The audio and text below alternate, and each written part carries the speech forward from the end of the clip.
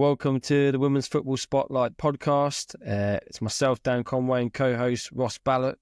We're back for another week of talking about the WSL talking points, and this week it was the Adobe FA Women's Cup. We're going to touch on those results, talk about Gareth Taylor's sacking, Liverpool potential replacements, and Man City's potential replacements, and we'll touch on Millie Bright as well. So, let's get started. So, Ross, first of all, Gareth Taylor getting the sack at Man City. Was this harsh? Was this fair? Was it expected? It definitely wasn't expected. You know, they've got their next 4 games are against Chelsea.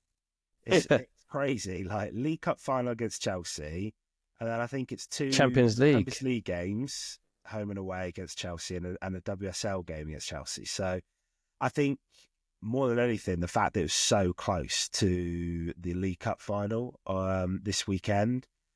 So in that sense, it was unexpected. But in other ways, it wasn't. I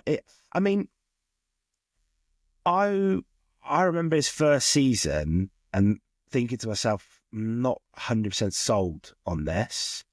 I think a lot of it probably stems from the fact that he hasn't always allegedly had the greatest relationships with the players. I think quite a few players, obviously, we very first episode, we spoke about Chloe Kelly. Clearly a breakdown there. Obviously, Hannah Hampton left to go to Barcelona. And, you know, she was quite outspoken this week when the news broke. I don't think she was particularly graceful about it, but she's been quite open about the fact that their relationship wasn't great. You know, I saw a list of players, like just England internationals, who have left Man City during his tenure.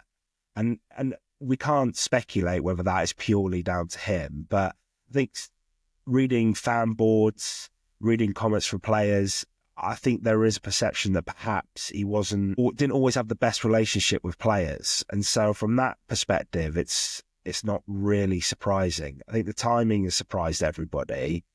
But like looking this week, we talk about Man City being this like WSL powerhouse. They've actually only won one league title, one WSL title. Yeah. You know, Chelsea, Arsenal dominated. Liverpool have won more WSL titles than Man City. And we talk about them, and that's not a dig, but even in my head, you think about Man City, like I said, as this, you know, behemoth in the women's game. And it's true, you know, I've been to the Etihad campus. The facilities are incredible. They always put together good squads. I think if we had like a league table of budget, they are investing in women's football, but actually they've not seen great returns from it in terms of trophies. And so, again, from that perspective, you think to yourself, he's had a couple of years. He hasn't always had the best relationship with players, it seems, from the outside. This season, they're probably not happy with, particularly with United leapfrogging them in the table this year. But again, no one's going to catch up with Chelsea. But so from that perspective, I can understand, you know, why it's happened. It's elite sport at the end of the day. You're in it to win it, and if you're not winning things, your job is always going to be on the line. Yeah. You don't like to see anybody lose their job, but yeah, I think at first it was a real shock, but I think as the week's gone on, it's become less of a shock to me. Yeah, I think you're right. The timing was surprising. This is 4 days before their League Cup final, so that's a shock. But you're right, I agree. Results wise, for a women's club at the size of them, the budget they've got, they're one of the biggest, if not the biggest budget. You know, and probably Chelsea have the biggest budget, but they'll be next in line, I imagine, in terms of spending power. And for the squads they've had, you think of some of the talent: Kira Walsh, Lucy Bronze, Steph Houghton in her pomp. You know, they've had some incredible players, and they probably should have done more. And that's possibly why Kira Walsh, Lucy Bronze, why some of these players did leave, and why. But you're right, I think he's had 5 years. And in 5 years, he's won a league, an FA Cup and a League Cup. And for their spending power and budget power compared to some of the other teams, they should have done more. So I think it probably is fair. It's not too surprising. So put that into Yeah, context, though, we spoke about this a couple of weeks ago with something else. Obviously, like other factors play into that. There are sure. other teams in the league who are also investing heavily. You know, it's not 11v0 out on the pitch, and so to put that, to say, oh, we're not winning enough for the money we're putting in, it's not quite as black and white as that. But I get what you're saying, and I agree with you. But obviously, they've obviously felt there's time for a change. Obviously, Yeah, we spoke last week, or I mentioned how Nick Cushing could have been potential runner and rider at Liverpool after they had sacked Matt Beard. yes. He's taken over till the end of the season, but I'm reading that he's not going to be considered I was to surprised to hear come back this. full time. And again, there could be lots of different reasons for that. But obviously they've got steady hand on the wheel there for the rest of the season. You know, Nick Cushing is a very tactical coach, and actually I think it could make it quite interesting for this week, because obviously Chelsea have been like this runaway success this season, blowing teams out of the water, comfortable lead at the top of the WSL. But actually, Cushing's come in, like I said, very tactical coach, will have been looking at the games, I'm sure, and I think he's probably perhaps just had enough of a time frame with the players to get together a game plan, and I think with the quality that City have, and the time that he will have had with them on the grass at the training ground, I think this could be a really close cup final, actually, and I think it's going to be all the better for it. Yeah, I think Nick Cushing is a potentially. I was surprised to hear that he's kind of effectively might be ruling himself out of the management role, but you never say never. A lot of things can change between now and the end of the season, and he might change his mind. And he's been there. He's won 2 league titles before with them, a couple of other trophies. I can't remember off the top of my head. So he's had success there. Now, albeit it was a few years ago, so the WSL has changed. I think it was 2017, maybe when the last one. It's the standard and progression the league has made in that time. Yeah, things have changed, but still he's a winner. Got experience at great levels. At New York City Men's was the assistant coach and became the head coach. Got them into the playoffs. Won I think it was the Western Conference. So the guy has got some fantastic experience that I think would make a great manager at a WSL club. Yeah, Potentially Man City. I guess we'll see nearer the time if he changes his mind.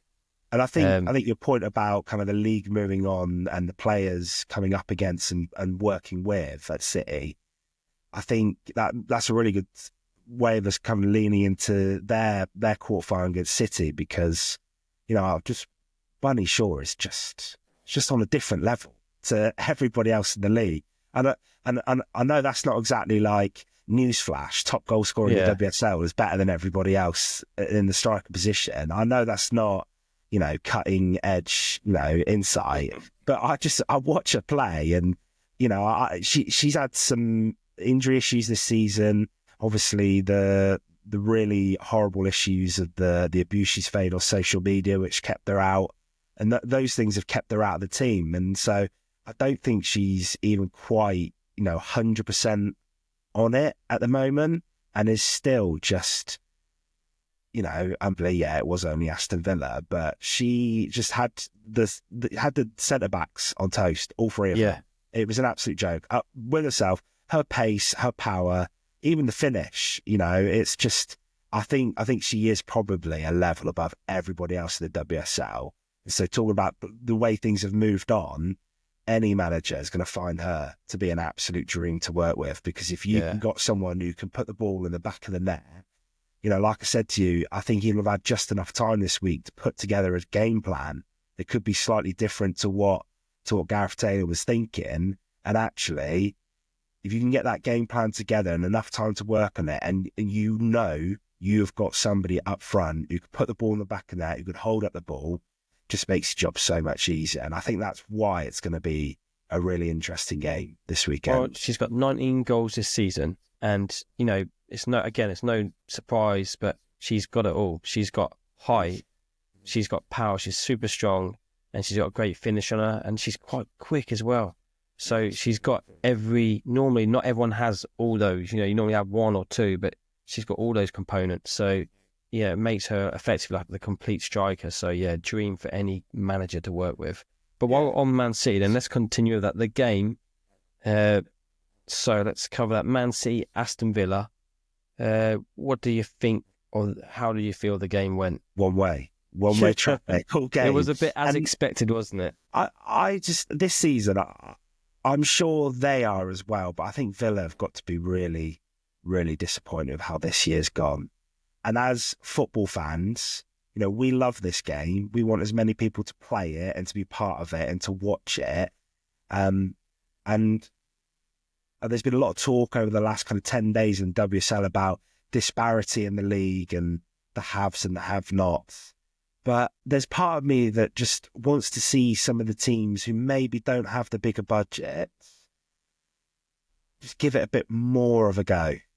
Just a bit more of a go. Just for me as a spectator, I want to see that. And just holding, just so many times you're watching the game and it's a back five strung along the edge of the 18-yard box. It brings you back to, coaching like possession games or whatever, defence v attack. And I just think with the squad that Villa have on paper, I really want to see some more. We spoke about them last week, so we don't need to go through them all again. But I mean, the only exception I'd give to that is Ebony Salmon. I thought she ran the whole time she was out there, looked dangerous on the ball. It seemed maybe she's playing a bit more through the middle rather than out wide. And I just thought that I think the only two chances Villa had both came through her, and both of them were fairly individual efforts. And, we spoke about her and Katie Robinson maybe seeing that little bit of a drop off, but we see,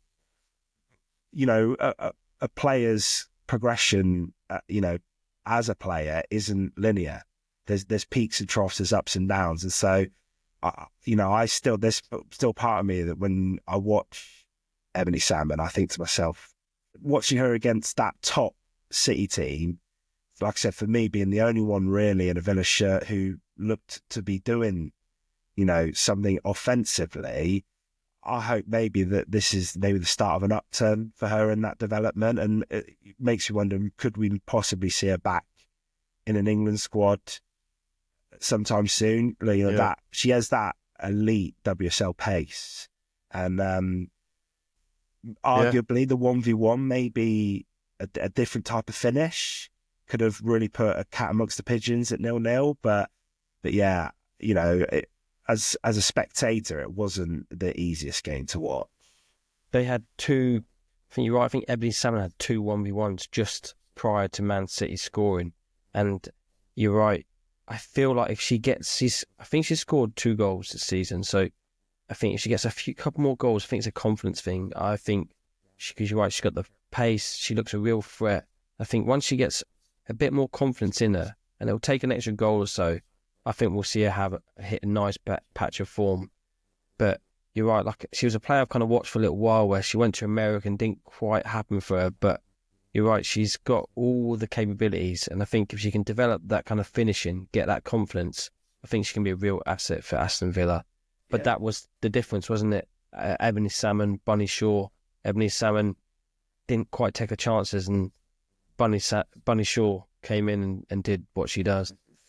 Yeah, and I think another difference is like when you have nearly 70% of the ball, you're gonna keep creating those chances. A striker playing up front by themselves can't do everything. I know, kind of those two chances were really kind of solo efforts from Salmon. But when you're Bunny Shaw and you're that good, and your team's got 70% of the ball, and they're creating chances for you, it must be a dream. I mean, 12 shots, 6 top shots on target, compared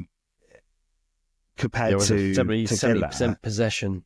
Yeah, it's just, what did you think of City's performance? Obviously, I think we both Yeah, have an idea that's probably that's how it's going to end up. good to see Jess Park score. It's nice to see her starting to add more goals to her game. It's just an exciting player to watch. And I know we've covered before, but she gets you on your seat, stand on the edge of your seat where she drives that ball forward, and she looked good. And Miedema, great to see her get the assist. You've got some real key talent there. Miedema, Park, Bunny Shaw. Then when, Fowler, when these players are operating at top level, they have great every chance. Yeah, like Miedema's playing centre midfield for him. Yeah. It's amazing to see. And also, like with Jess Park, she looks like she's there on work experience compared to everybody else. But she's brilliant. I spoke a couple of weeks ago. I love watching Figino play. When City are on, Right. that's who I love seeing. And she didn't start this game, but yeah, I just Jess Park's another one. She got that goal against Spain. She got the goal against Spain for England. Good young English player. You just want to see her kick on, but. Yeah, it was another good performance from her on Sunday. Let's talk about the upset of the weekend. Liverpool 1, Arsenal 0. What did you think of that game? I'm about to like go back on everything I just said about like defensive teams, but actually, in fairness to Liverpool, whilst they didn't have the level of possession that they enjoyed against Palace, it was significantly less than Arsenal. They actually created more chances and more of the better chances for It wasn't too bad. They had 45% possession, which away at Arsenal, a good solid Arsenal team, do you know what I mean? That's pretty respectable. Yeah, not a lot of people go away to Arsenal and do that. And actually, we spoke when the news of Matt Beard came out, and obviously, he won back-to-back titles for Liverpool in the WSL, kind of 12, 13, 14, kind of around that time. Got the club promoted back from the Championship after they were relegated, and then took them to as high as fourth last season. It was a real surprise. But I think one thing for me as a Liverpool fan, it wasn't always the easiest to watch Liverpool play. And when the teams came out, I know BBC Sport kind of had Liverpool set up in a 3-5-2. And I was thinking, well, there we go again. It's going to be 5 across the back. But actually, it was more like to me anyway, it looked more like a goalkeeper 4-1-4-1. And actually, I thought Liverpool's centre midfield three, Holland, Keir, and especially Hobbinger, I thought they were brilliant, absolutely brilliant. And I felt on the balance of chances created and danger, I thought Liverpool were real good value for that win, and that's the first FA Cup semi-final for 8 years. Yeah, amazing achievement. Which is amazing, and fair play to the girls, and fair play to Amber Whiteley as well. She's been really open up front. She wants that job. What else can you do except win games? 2 wins, mate. Yeah, win games, and the job could be hers, but. But yeah, I thought they were really good value for the victory. No, I agree. Arsenal maybe just had a little bit of an off day, but I think there's definitely a case at Arsenal a bit off day, but Liverpool 3 shots on target, Arsenal 1, 45% of possession away at Arsenal. There was a warning sign for Arsenal before. There was a misplaced back pass early in the game. Then there was a dodgy pass from the goalkeeper to nearly let Haugen, and then Sophie Roman Haug. What a performance, great goal. And I think she epitomised Liverpool's performance that day, where, like you said, it was nice to see a different Liverpool trying to be on the front foot, attacking. Normally we'd expect the stats to be the other way.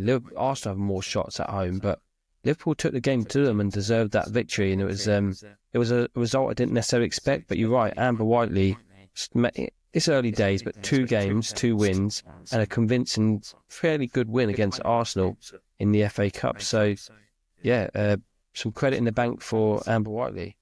And I just really hope the club can keep the Sam Kerr. Not that Sam Kerr, but the Sam Kerr we've got. Yeah. Like, obviously, she's in on a loan. I thought it was a very astute signing in the January transfer window, and fair play to everyone involved for that, including Matt Beard. But yeah, you know, she looks really, really good, and I hope that somewhere, you know, there's a clause to make that transfer permanent, or that someone's working on that with Bayern Munich as we speak. I agree. Yeah, it was a very good bit of business with a really excellent player with some great experience. Yeah. Talk to me about Chelsea and Palace then. Yes. Chelsea and Palace. So 1-0 Chelsea. In fairness, I saw this and I thought this could be a bit of a bloodbath. Now, admittedly, Chelsea, Lauren James, Aggie Beaver-Jones, they should have all, you know, Aaron Cuthbert, they should have all probably had 2 goals each. They were didn't quite have the shooting boots on, weren't quite at it, but, you know, Chelsea had 21 shots. Crystal Palace had 2 shots. You know, Chelsea had 21 shots, but only 5 on target.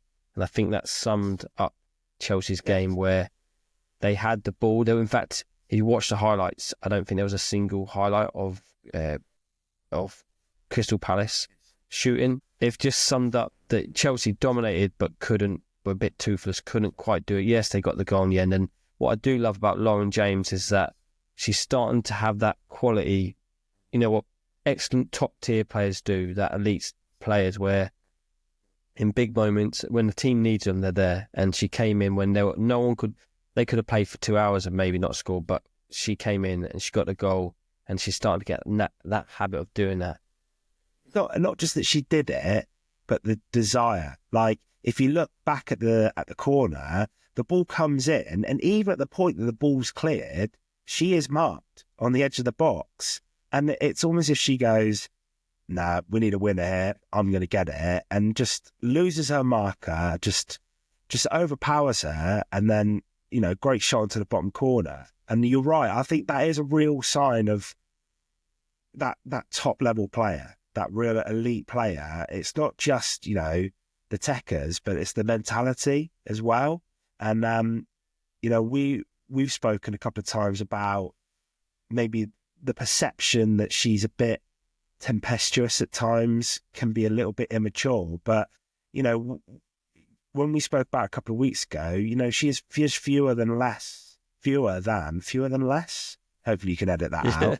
But she has, you know, fewer than 100 professional appearances under her belt in the WSL at the moment. To me, that's still a player who is learning, but because she's been such a big deal for so long, whether it's through the Arsenal Academy or up at United and then back down at Chelsea and with England, you know, she's only 23, but we're starting to see that they're taking that next step, which, you know, as fans of different clubs, but England Lioness fans, you know, it's great to see, and you want to see her be able to put those performances in with the Free Lions shirt on. But yeah, I mean, I think you made a really valid point there. It's that ability to go win a game, and it's not this is the second week in a row where Chelsea needed a late goal, and she's the one who comes up with it. But yeah, it was again another one where, as a fan, just difficult to watch, and I understand it. You know, we've just spoken about Gareth Taylor. You're in it to win it. It's elite football. Yeah, it's always a struggle when you see one team just absolutely dominate. You want to see that competitive balance, and it's an issue through the league. This is not us, you know, poking a stick at Crystal Palace. You know, they're in their situation with a new manager, fighting for survival of the WSL, and unfortunately, it's probably not going to happen for them this year. I think they probably will go down. But what the last 2 games with the new manager, you've definitely seen, you know, they played Liverpool, which was, you know, a big game, kind of that towards the bottom end of the WSL. Now they've played Chelsea in the FA Cup. They've only conceded 2 goals. You know, like you said, you were thinking maybe this could be a bit of a bloodbath. I'm not sure that's how I'd describe it, but yeah, like it's you know, he's definitely come in, and just that structure, that organisation, it looks good. when you get away with that. But when you're conceding 24 shots throughout the game, it's always going to be tough, isn't it? Yeah, it is, and it's always going to be tough on the players. That is always going to be draining as well. But unfortunately, I just think we're at the point in the WSL and in the Women's FA Cup where you just see that gulf between the teams with the bigger budgets, teams with the lower budgets. Maybe if he's in it for the long haul and he has taken the job knowing probably going to go down, we'll have to bring him back up. That organisation, that structure, that's really going to help them in the Championship next season, because there are some good Championship clubs down there at the moment, clubs who do have a little bit of money and do have a lot of ambition, and it's not going to be a given that they can come straight back up. But it looks as though he's got them set up well. I think now it's just about maybe adding that little bit of quality on, and that might not happen until they can dip into the transfer market. I think you're right. Let's move on to Man United, Sunderland. I know you watched this game. Do you want to give us your thoughts on how that game went? It went exactly as expected. Fair play to Sunderland. I think they were obviously the last non-WSL team in the cup. Man United went 2-0 up and looked to be cruising. And then Sunderland were able to get a goal back. And for the next kind of like 5-10 minutes, you started to think like, oh, there's a real... There could be a little bit of a shock going on here. But again, coming back to that competitive balance, making the spectacle, that really did help. I really enjoyed watching the game. United were 2-0 up at half time, got an early goal, and then got one just right before half time from a set piece as well. And then, Sunderland were able to get one back with a little bit of luck in the 70th minute, but then they pushed United. What I would say is that with United, again, we spoke about them last week. We spoke about like the turnaround that Mark Skinner's brought about from last season to this. They really are impressive. That clean midfield sheet trio of Clinton, Ezawa and Toon were excellent, as you'd expect them to be against Sunderland. But I just think they're looking to become a real unit for United. No, they're brilliant. While we were touching on Man City and Liverpool, shall we move on to the potential contenders for those jobs? Initially, I thought it was going to be a Nick Cushing given, but obviously we kind of covered that. We've kind of touched on Nick Cushing, that it's not necessarily given. He's effectively said he's not or the club said, or Nick's come out and said that they're not potentially interested in it permanently. I'm led to believe that the club have said that while he'll take charge for the rest of the season, he's not in the running for the job on a permanent basis. I don't know. Sometimes clubs will say that not to put the pressure on, and that's great. Sometimes that's because the coach has made a choice or the club have already got somebody lined up. But it's going to be interesting. I've actually not heard a lot of names come out yet. In fact, I've not heard any names come out. But got a few for you. We just spoke about the budget that they have. And when I'm hearing names for the Liverpool job, you think to yourself, yeah, but they're at this club or they're in this job right now. But Man City might not necessarily have a problem. So what's some of the names that you've heard? So these are names I've kind of gathered that I think could be realistic. So quickly, here's throw one to you then. Gareth Taylor to Liverpool. Do you think would Liverpool fans allow that? Would Gareth Taylor do that? Do you think that would be a good one for Liverpool? Do you think that's a no-go? Well, he's a football coach that doesn't have a coaching job at the moment, so I'm sure he probably would. But I think the baggage that comes with, like I said, we spoke about how we're not at the training ground. We don't know what happens behind closed doors, and that's how it should be. But clearly, there were players who had issues, and also, to be fair, Liverpool as a club, the men's team don't spend a lot of money. They're having a great season this year, but they spent 10 and a bit million last summer on Chiesa, bought nobody in January. They're not renowned for splashing the cash, and on the women's side, they've had some real issues in terms of perception of how willing are the owners to put their hands in the pocket and fund that side of things. And so I could talk about Gareth Taylor, but does Gareth Taylor want to come to Liverpool? You know, and that's what I mean. Like, I think about a couple of coaches that I would really love to see at Liverpool. I think would be, you know, good fits, but would they want to come to the club? Yes, it's Liverpool, but it's not a club that is normally has a reputation for putting their hands in the pocket for the women's teams. Obviously, the men, it's a different planet that the men's teams are on because the budgets are so higher. And there's part of me that goes, well, just give them £6 million. You know what I mean? Just give them £6 million. That's nothing. It's chump change. Yeah.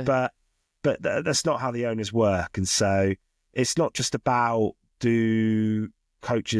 would clubs want coaches, but do coaches think that Liverpool is potentially a good fit? So it's not. I'm not writing it off. I mean, why not? I think you're right. Would he want to? I think you're right. Like, if Liverpool want to take their, you know, they've sacked Matt Beard in the fact that they clearly they're being ambitious. They want to go to the next stage, but in order to do that, they might have to pay the money for a top-level coach if they want to get to that kind of place in football. So they are going to have to put their hand in the pocket for a bigger salary. But I'll give you a few names. So obviously we've got Amber Whiteley, who's 2 games in, 2 victories, positive start, but we've obviously got 6 more league games to go. So the probation it's hers for the rest of the season. It's hers for the rest of the season. And if we're being uber realistic, it's the ideal FSG appointment, isn't it? She's already at the club. You know, it's an easy transition, and not just from a fiscal point of view, but she's worked with the players. You know, she was coached. She was before Matt Beard got there. You know, this is her second stint as interim, and actually, I find it quite refreshing that she's come out and she said, you know, I learned from my first experience as interim manager. When that experience was over, I reflected on it and I thought to myself, do you know what? I can do this job, and it's really nice to hear her come out and say, I think I could do it, and more than I think, I know I can do it, and I want to do it. And so I think you know, I said to you a couple of weeks ago, what I'd want to see is I want to see Liverpool win that little mini league outside that top 4. If she can get Liverpool 5th this season, and which is a realistic, an achievable goal, I think you'd have to have a real big name lined up for her not to warrant keep going next season. But you just got to trust that, you know, the club know what they're doing. You know, if there's one club in the world who can analyse and find a good manager, as we've seen with the men's team this year, it is Liverpool. They've got that amazing training ground back at Melwood. You know, it is an attractive job for some managers, especially if the owners can maybe find a few more quid behind the back of the sofa and put it into the team. Well, I think you're on to win. I think good luck, Amber Whiteley, and we'll see how you get on. But yeah, logistically, a nice, easy transition for the club. Another name, Carla Ward, who was the previous manager for Aston Villa, parted ways. Aston Villa, I think, did well under her. I think last season they kind of struggled towards the end, but she had one particularly good season with them, and she got them. She got Rachel Daly firing all cylinders. She did really good in her first season at Aston Villa, and she had Jordan Nobbs who were doing well. They had Ken Zadali, and they just had a real good kind of. I felt like she did really well with the squad. She got the most out of like a pretty reasonable squad, and I thought she did well. And I think maybe Aston. I'm not entirely sure the ins and outs of why she left.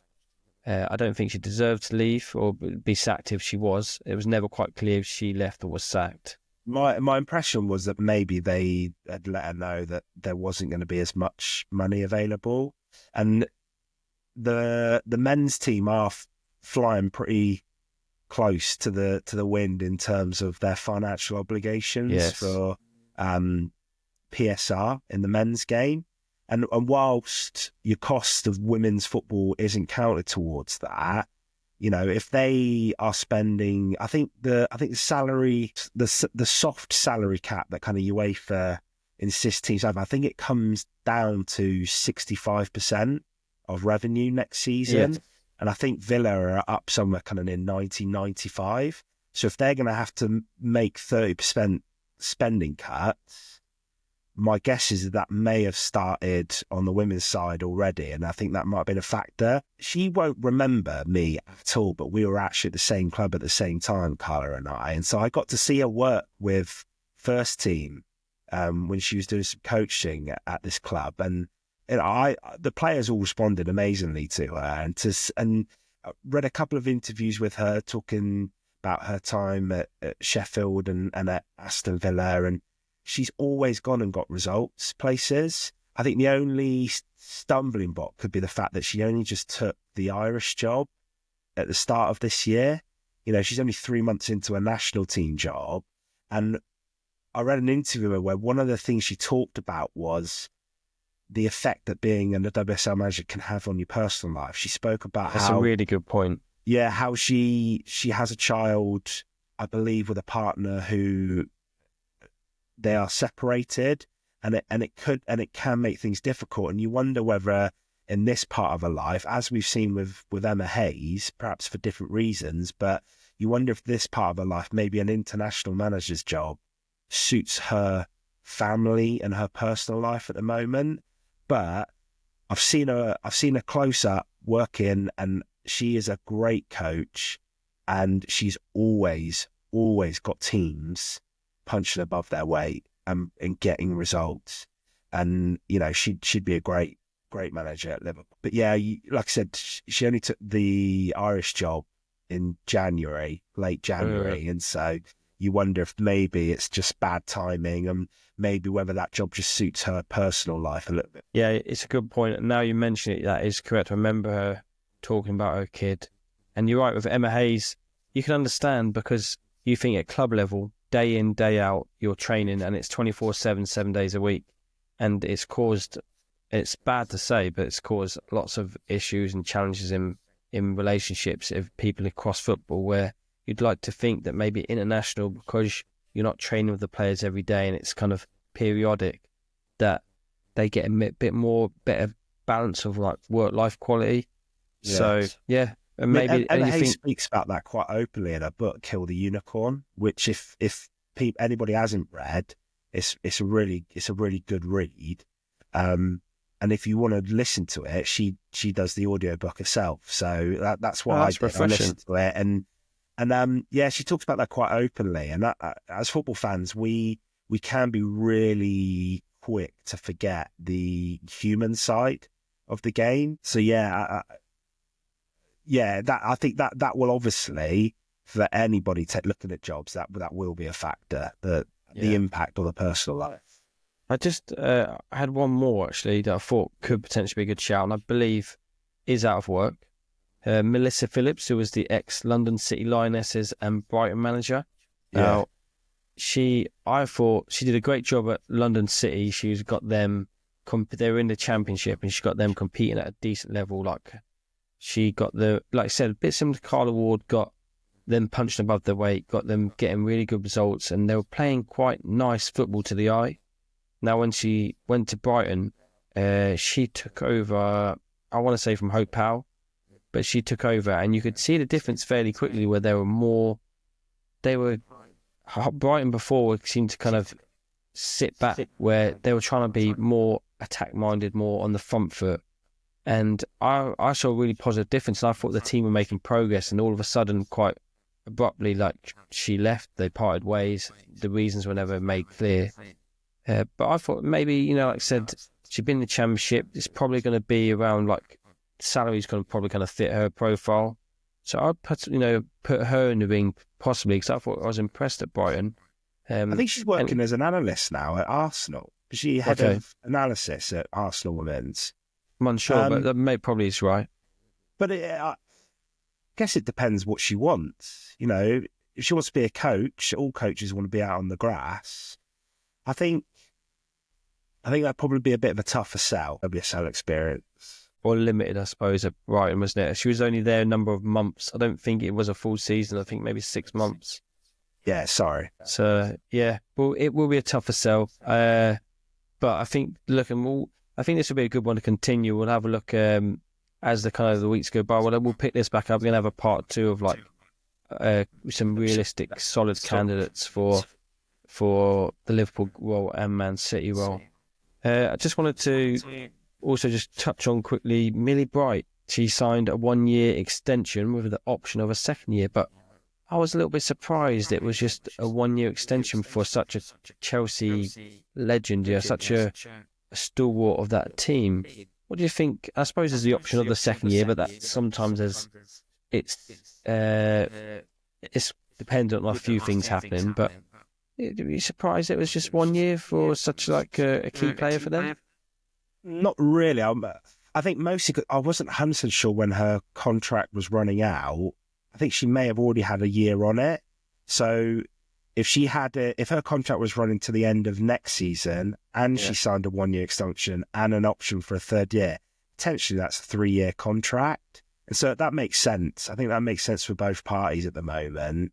With Chelsea having just signed Germa, perhaps they're looking at maybe bringing the age profile down a little bit in the squad.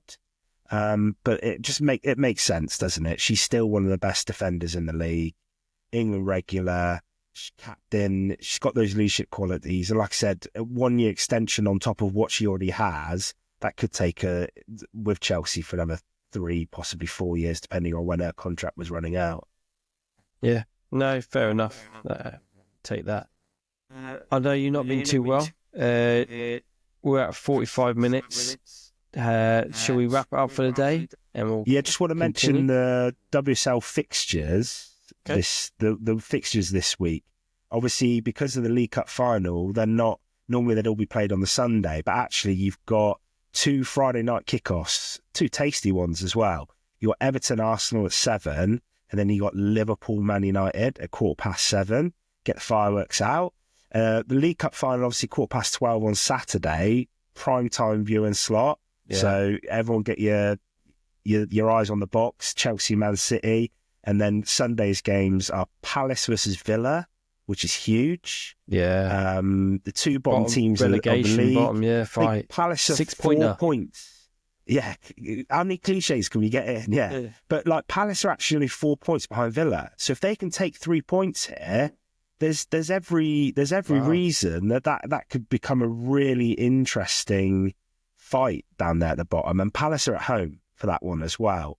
So I think this could be a real opportunity because, to me, Villa don't look the most confident at the moment. No. And I said if Palace can keep that organisation, that structure, and frustrate them and nick something on the counter or just grow into the game, so 3 points for Palace could be vital. And then there's Spurs Brighton at 3:00 on the Sunday. On the Liverpool Man United one, if Liverpool were to beat Man United, is that home or away? Just trying to check. Liverpool are at home, yes. So if Liverpool were to beat Man United, who have obviously conceded the fewest in the league and, killing it with clean sheets, that'd be that'd be great for Amber Whiteley. That would still sign deliver her job, maybe. Well, we always love beating United. Unfortunately, I've got to be a bit of a realist here. What do I know? I would have said I didn't quite see him going away to Arsenal and winning, and they managed to do it. So I think it could be interesting. Like you said, Man United just so strong defensively, and so for them to concede on the Saturday against Sunderland was a real shock. But the goal, defender went to clear the ball, it hit the striker and rebounded into the net. It wasn't a defensive failure. There was no failure in the structure of the team. And as I said to you, that midfield 3 that United have put together this season looked like, real good. But I also said earlier that the Liverpool midfield 3 looked really good this last week as well. So, yeah, I think that could be a good one. I mean, in terms of points, like I said, I want Liverpool to finish 5th. The gap between them and the top 4 is just too big. But if they can get another 3 points, and if Spurs and Brighton can maybe cancel each other out, could be a really good weekend. But more than anything, I think it's just going to be a really good game. You know, Liverpool United always is good. If you're in the area, get down there, watch it. I can't think of many better ways to spend a Friday night. Like I said, get the fireworks out, get the flares out. I know Dan will in his living room, red flares everywhere. Yeah. But yeah, it should be a good game. Should be a really good game. And like you said, for Amber Whiteley, this is a real acid test. You know, last week in the Cup, I think a lot of people might have just given that like a free hit with the FA Cup. You know, not been in the last stage of that for ages. You know, whatever, a bit of a free hit. But actually, I think this could be a real test, and I think we'll really see kind of what she's got in store if she is going to take over as permanent manager. So that's the game I'm looking forward to most this weekend. Yeah, it'd be good. It's a key game for Liverpool's charge for fifth. Like I said, a relegation 20-pointer between Crystal Palace and Aston Villa. Also, can I just say, like, I know it's a real little thing, but and I know the Women's League Cup finals probably got something to do with it, but just fair play to the schedulers for doing that. So if you're a Liverpool fan, you can go to the women's game on Friday. You've still got a day to recover from the glorious 5-0 victory that they'll probably have. And then you can head down to Wembley to see the Newcastle game on Sunday. Fair play. I think hopefully that will bring out a good crowd for the game, for the goals, and for Liverpool fans to get behind them. Like I said, you know, real acid test this week. Yeah. Some great points. Is there anything else you want to cover before we wrap up? Thank you everyone for listening, and see you next time.